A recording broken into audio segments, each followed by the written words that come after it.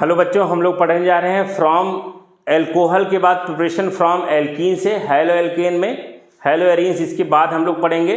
तो हम लोग फ्रॉम एल्कीन के बारे में बात करें तो एल्कीन जो है, पहले उस एल्कीन के बारे में हम लोग समझते हैं। एल्कीन आपका अनसैचुरेटेड हाइड्रोकार्बन होता है। दो तरह के आपको एल्कीन मिलेंगे, एक आपका सिमेट्रिकल मिलेगा, एक अनसिमेट्रिकल मिलेगा। तो आप देख लिए हमने यहाँ लिखा symmetrical alkene CH2 double bond CH2, और इसको हम लोग कहते हैं इथीन। सिमेट्रिकल मतलब प्लेन ऑफ सिमेट्री होनी चाहिए, जहाँ पे आपका अनसैचुरेशन है वहाँ से एक आपका इमेजिनरी लाइन ड्रॉ करेंगे।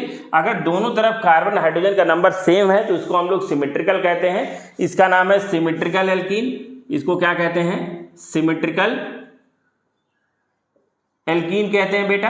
और अगर हम लोग अनसिमेट्रिकल की बात करेंगे तो जहां आपका अनसैचुरेशन है, अगर दोनों तरफ कार्बन और हाइड्रोजन का नंबर सेम नहीं हुआ तो उसको हम लोग अनसिमेट्रिकल एल्कीन के नाम से जानते हैं। तो ये जो एल्कीन है इसको कहते हैं अनसिमेट्रिकल एल्कीन, क्योंकि यहाँ आपका प्लेन ऑफ सिमेट्री नहीं है।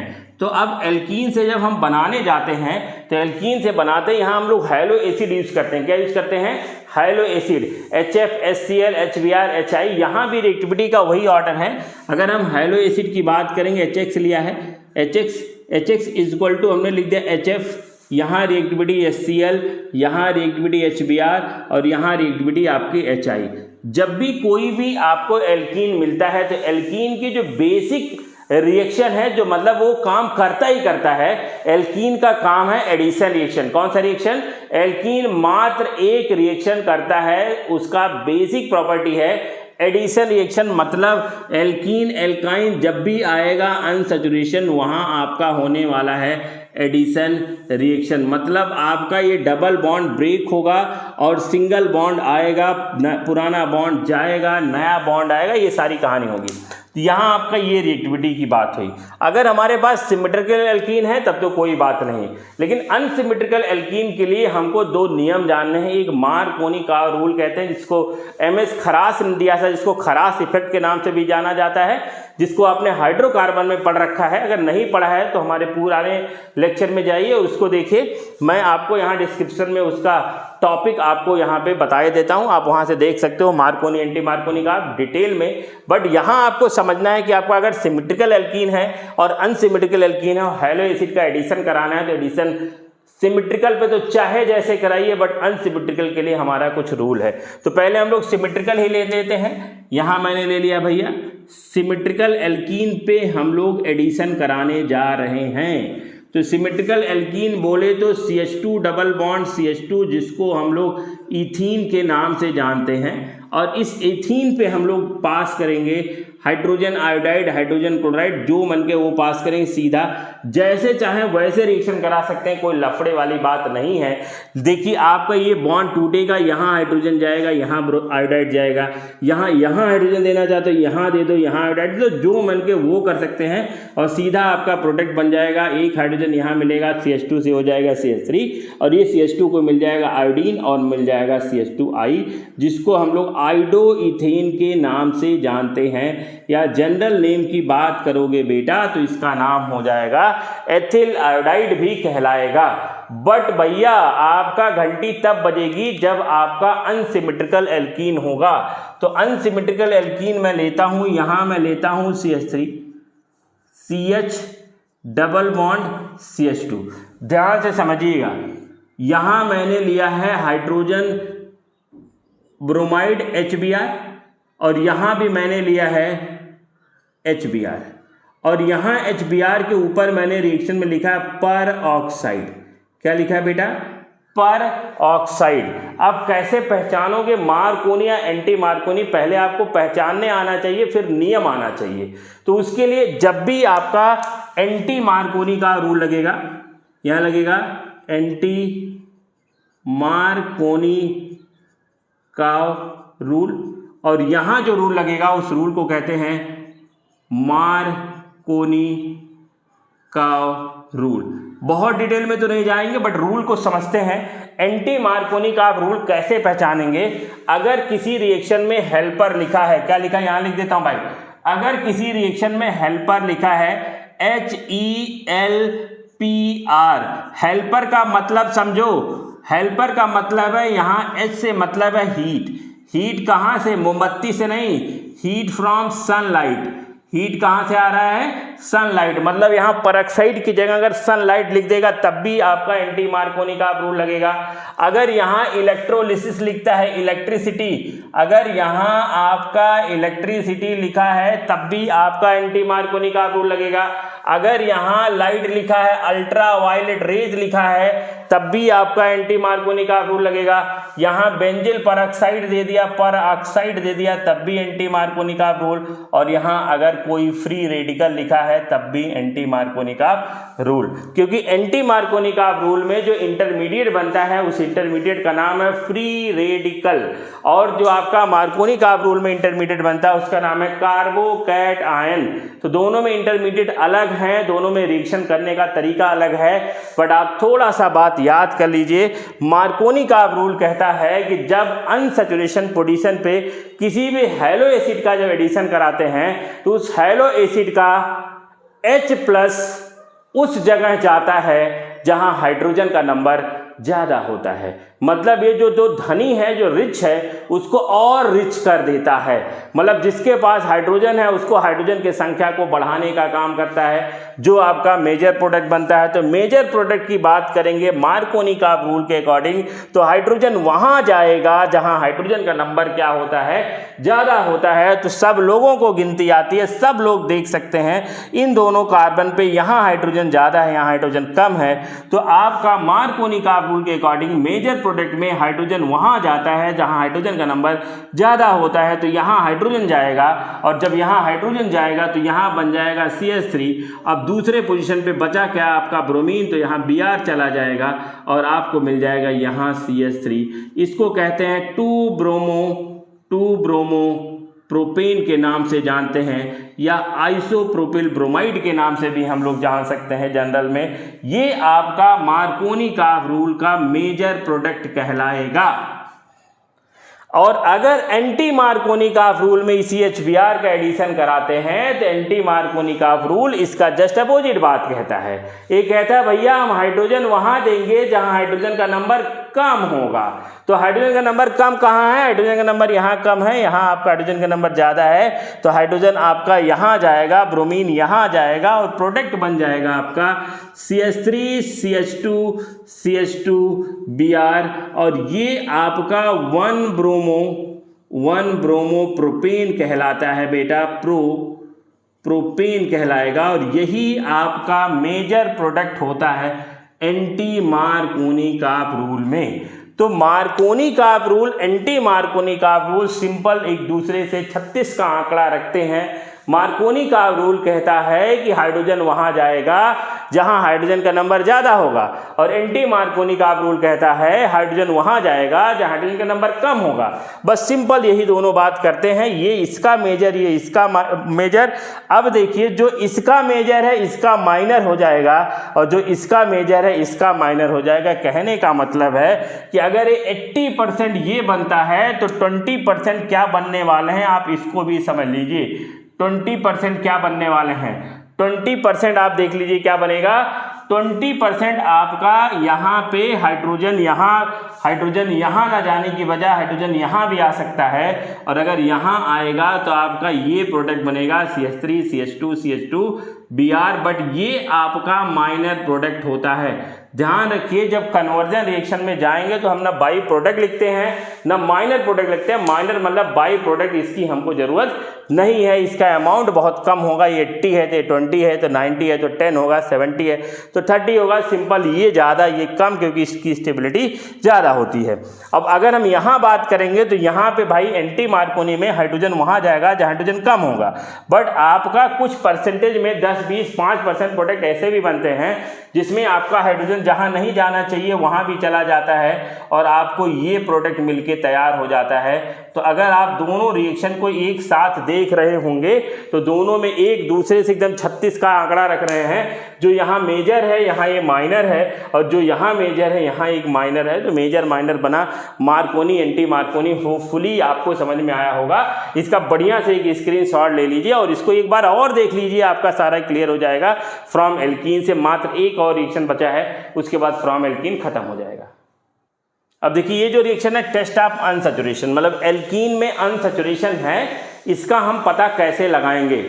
चाहे तो हम इसको यहाँ से इस तरह से भी क्वेश्चन आता है प्रिपरेशन में, तो हम लोग इसका यूज करते ही करते हैं। यहाँ जो हमको बनता है वो विकिनल डाई हैलाइड बनता है। यहाँ जो बनेगा विक डाई हैलाइड बनेगा, जेम नहीं बनेगा, एल्काइलिन हैलाइड बनेगा आपका, विक डाई हैलाइड इसको कहते हैं। मतलब हम लोग करते क्या हैं, यहाँ हमारे पास सपोज करो हमने ले लिया अनसैचुरेशन पता करना, हमने इथीन ले लिया। यहाँ आपका एक इथीन गैस है। अब इस इथीन गैस को हम ब्रोमीन लिक्विड से क्या करते हैं, पास करते हैं। ब्रोमीन आपका लिक्विड इससे पास करेंगे। जो ब्रोमीन लिक्विड है इसका कलर होता है रेडिश ब्राउन। क्या कलर होता है, रेडिश ब्राउन कलर का आपका एक लिक्विड होता है। और ये रेडिश ब्राउन कलर के लिक्विड से हम एल्कीन को जब पास करते हैं तो आपका अगर रेडिश ब्राउन कलर डिसअपियर हो जाता है, ध्यान समझिए, अगर रेडिश ब्राउन कलर डिसअपियर हो जाता है तो कंपाउंड आपका अनसैचुरेटेड है। अगर डिसअपियर नहीं होता है तो कंपाउंड आपका अनसैचुरेटेड नहीं है। तो टेस्ट ऑफ अनसैचुरेशन मतलब अनसैचुरेशन का पता लगाने के लिए हम लोग इससे रिएक्शन कराते हैं। तो आप देख लीजिए होना क्या है, रिएक्शन तो होगा ही होगा। यहाँ हम लोग सॉल्वेंट लेते हैं CCl4 कार्बन टेट्राक्लोराइड, क्योंकि ये नॉन पोलर लिक्विड है, ये भी नॉन पोलर सॉल्वेंट है, तो ये बेटर रहता है। तो आप देखिए क्या बनेगा, CH2 यहाँ सिंगल बॉन्ड CH2, यहाँ आ गया Br और यहाँ आ गया Br। इसको कहते हैं, क्या कहते हैं हम लोग, इसको कहते हैं vic dihalide, vicinal dihalide बनके तैयार हो गया है। इसका नाम होगा 1,2 डाईब्रोमो इथेन। तो इस तरह से ये आपका रेडिश ब्राउन कलर था, यहाँ रेडिश ब्राउन कलर डिसअपियर हो गया और फ्रॉम एल्कीन से सारा प्रिपरेशन मैंने आपको बता दिया है। इसके बाद आपका जो रिएक्शन बचता है वो आपका वो फ्रॉम एल्केन से है, और उसके बाद हैलोजन एक्सचेंज रिएक्शन और हैलो एल्केन का पूरा प्रिपरेशन क्या हो गया, आपका फिनिश हो गया है। तो आप देखिए नेक्स्ट जो रिएक्शन हम लोग देखने जा रहे हैं वो रिएक्शन है फ्रॉम एल्केन। कहाँ से रिएक्शन कराने जा रहे हैं बेटा, फ्रॉम एल्केन। आप समझिए एल्केन मात्र अपनी पूरी जिंदगी में एक ही रिएक्शन करता है, जिस रिएक्शन का नाम है फ्री रेडिकल सब्स्टिट्यूशन रिएक्शन। और ये जो फ्री रेडिकल सब्स्टिट्यूशन रिएक्शन है, इसमें जो इंटरमीडिएट बनते हैं उस इंटरमीडिएट का नाम है फ्री रेडिकल। क्या नाम है, फ्री रेडिकल। और अगर हम इस फ्री रेडिकल की स्टेबिलिटी की बात करेंगे तो फ्री रेडिकल की स्टेबिलिटी में सबसे ज़्यादा स्टेबल 3 डिग्री, फिर आपका 2 डिग्री, फिर आपका 1 डिग्री, फिर आपका नॉर्मल। तो सबसे बढ़िया प्रोडक्ट आपका कार्बन जो 3rd पोजीशन है वो बनाएगा, उसके बाद 2nd पोजीशन वाला बनाएगा, उसके बाद 1 पोजीशन वाला बनाएगा, उसके बाद आपका जिसका कोई पोजीशन नहीं होगा वो बनाएगा। तो हम कैसे पहचानेंगे कि इंटरमीडिएट फ्री रेडिकल बनेगा, अभी मैंने यहाँ लिखा था एक हेल्पर वाली कंडीशन। अगर रिएक्शन के ऊपर ये हेल्पर वाली कंडीशन लिखी है तो आप समझिए जहां भी हेल्पर की कंडीशन बनेगी वहां आपका इंटरमीडिएट फ्री रेडिकल बनना है। मतलब रिएक्शन के ऊपर सनलाइट लिखा, अल्ट्रावायलेट लिखा, कुछ भी लिखा हो। अब देख लीजिए कैसे बनाते हैं। सब्स्टिट्यूशन का मतलब जैसे आपने प्रीवियस किसी छोटे क्लास में 9वीं 10वीं में पढ़ा होगा डिस्प्लेसमेंट, उसी तरह से सब्स्टिट्यूशन भी कहते हैं कि एक का जाना उसकी जगह दूसरे का आना। दिस इज द डिस्प्लेसमेंट, मतलब एक को हटा के दूसरे उसकी जगह पे किसी और के आने को हम लोग कहते हैं सब्स्टिट्यूशन। तो यहाँ कार्बन को तो हटाने देंगे, हटने वाला कौन है आपका हाइड्रोजन। हाइड्रोजन को हटाएंगे, क्लोरीन को लगाएंगे, हाइड्रोजन को हटाएंगे, ब्रोमीन को लगाएंगे, हाइड्रोजन को हटाएंगे, आयोडीन को लगाएंगे, मात्र यही काम करने वाले हैं। तो आप देख लीजिए जैसे मैंने ले लिया है CH3 CH2 CH3, इसका नाम है प्रोपेन। क्या नाम है, प्रोपेन। अब देखिए इसकी बात करेंगे तो ये आपका डायरेक्ट एक कार्बन से जुड़ा है, इसको 1 डिग्री या फर्स्ट पोजीशन कहेंगे। ये भी आपका फर्स्ट पोजीशन है, बट इसकी अगर हम बात करेंगे तो ये आपका 2 कार्बन से जुड़ा है तो ये आपका सेकेंडरी पोजीशन है।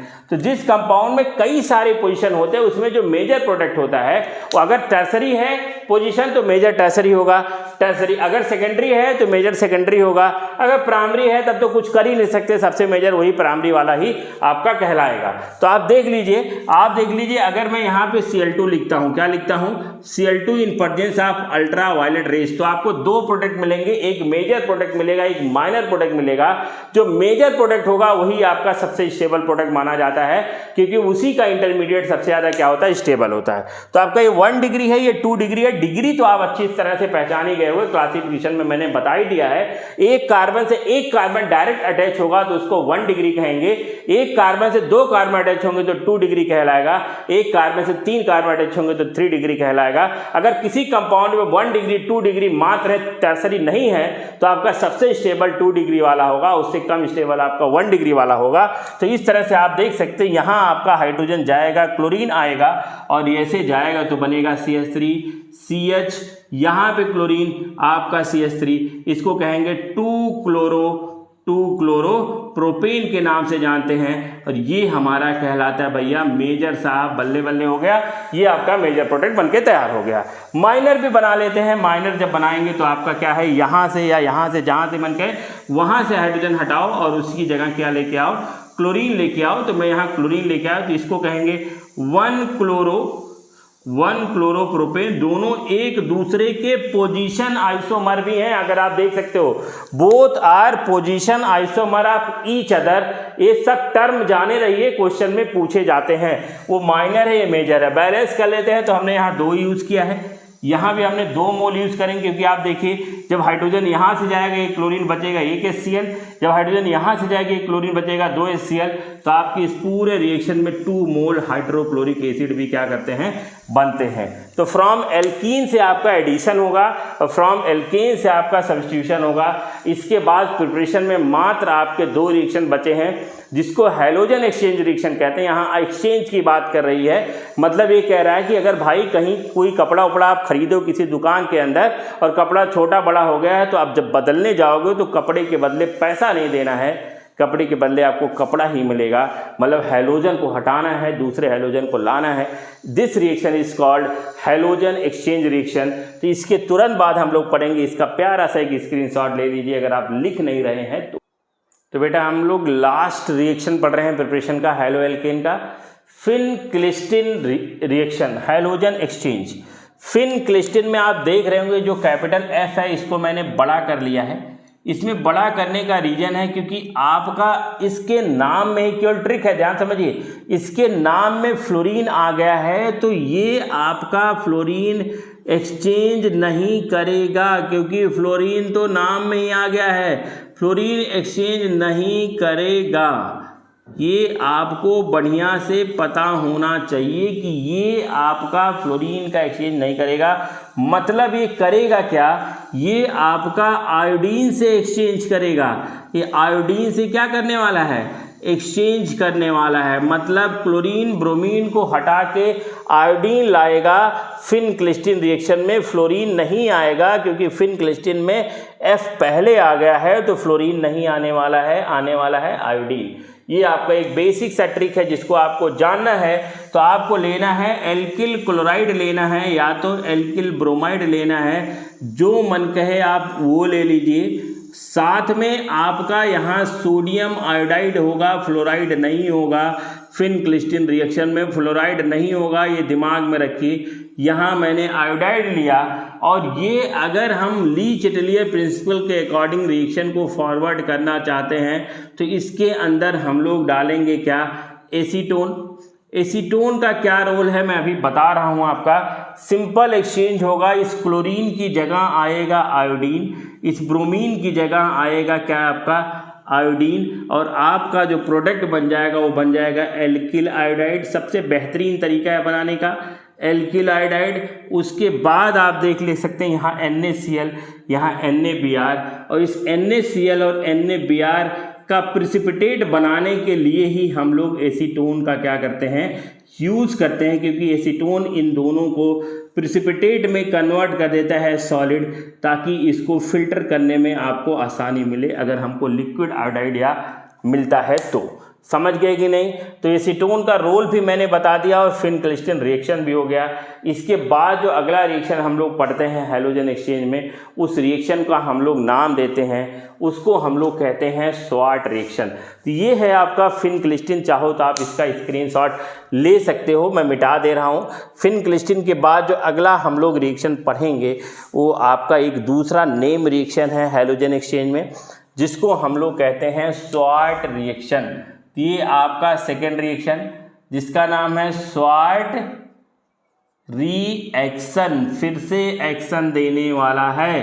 अब भैया स्वार्ट में एस आया है जिसका कोई ट्रिक ही नहीं है। आप फ्लोरीन और फ्लोराइड और आयोडाइड बनाने का ही केवल एक्सचेंज करते हैं। क्लोराइड ब्रोमाइड तो बड़े आसानी से बन जाता है, इसीलिए हमारे सिलेबस में भी आयोडाइड और फ्लोराइड का एक्सचेंज दिया है। और आयोडाइड का एक्सचेंज तो आपने फिनक्लिस्टन से कर दिया, वहाँ एफ आ गया था और यहाँ एफ नहीं आया है, इसीलिए यहाँ एस आया है। और अगर एफ नहीं आया है तो यहाँ आयोडाइड का एक्सचेंज होगा। समझे कि नहीं समझे? सॉरी, यहाँ आपका फ्लोराइड का एक्सचेंज होगा। किसका एक्सचेंज होगा? फ्लोराइड से एक्सचेंज होगा। किसका भैया? क्लोरीन और ब्रोमीन का। तो यहाँ फ्लोरीन का एक्सचेंज होगा। इसके लिए हम लोग क्या यूज करते हैं? इसके लिए यूज करते हैं, थोड़ा सा ट्रिक देख लीजिए। मेटालिक फ्लोराइड लेते हैं, आज कोई सब हैं, ये छोटा सा ट्रिक है। आज कोई, आज से हो जाएगा AgF, कोई से हो जाएगा COF2, सब से हो जाएगा SbF3 और है से हो जाएगा मरकरी Hg2F2। तो अगर इसको छोड़ दिया जाए तो यहाँ 1 फ्लोरीन, यहाँ 2 फ्लोरीन, यहाँ 3 फ्लोरीन, इस तरह से आपका कोई भी मेटालिक फ्लोराइड आएगा, आयोडाइड और ब्रोमाइड को भगाएगा, उसकी जगह हमारा एल्किल फ्लोराइड बन जाएगा।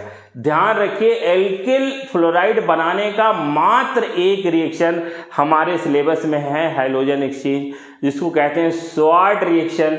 बिना कि सोचे समझे अगर हैलोजन एल्किल फ्लोराइड बनाने के लिए आता है तो लिखने के लिए तो मात्र यही रिएक्शन है, कन्वर्जन में मात्र यही एक रिएक्शन है, और अगर हम टिक करते हैं तो मात्र एक रिएक्शन है मेटालिक फ्लोराइड। ये समझ लीजिए इसी फॉर्म में होंगे। अब देख लीजिए, जैसे मैंने यहाँ लिख दिया RCl एल्किल क्लोराइड, या मैंने लिख दिया RBr एल्किल ब्रोमाइड, यहाँ मैंने लिख दिया AgF एल्किल सिल्वर फ्लोराइड, यहाँ आपका सिल्वर फ्लोराइड। सिंपल समझिए, आपका यहाँ AgCl मतलब इस फ्लोरीन का हटाना है, क्लोरीन को हटाना है, फ्लोरीन का आना है, ब्रोमीन को हटाना है, फ्लोरीन का आना है, आना दिखा देते हैं और बन जाएगा एल्किल फ्लोराइड यहाँ पे भी, और बन जाएगा एल्किल फ्लोराइड यहाँ पे भी। यहाँ बाई प्रोडक्ट बनेगा AgCl और यहाँ बाई प्रोडक्ट बनेगा AgBr, और इस तरह से आपका हैलोजन एक्सचेंज खत्म हो गया है। आपका मैंने 30 से 40 मिनट का लेक्चर लिया था जिसमें क्लासिफिकेशन विथ डिफरेंट प्रिपरेशन है, और ये आपका एक 20 से 25 मिनट का लेक्चर है जिसमें मैंने एल्कीन, एल्केन और हैलोजन एक्सचेंज के बारे में पूरा डिटेल में, इसके बियॉन्ड कभी भी कोई भी क्वेश्चन नहीं बनेगा, गारंटीड है। आप इसको पढ़िए, मुस्कुराते रहिए। इसके बाद का जो लेक्चर होगा physical property then chemical property. Thank you very much.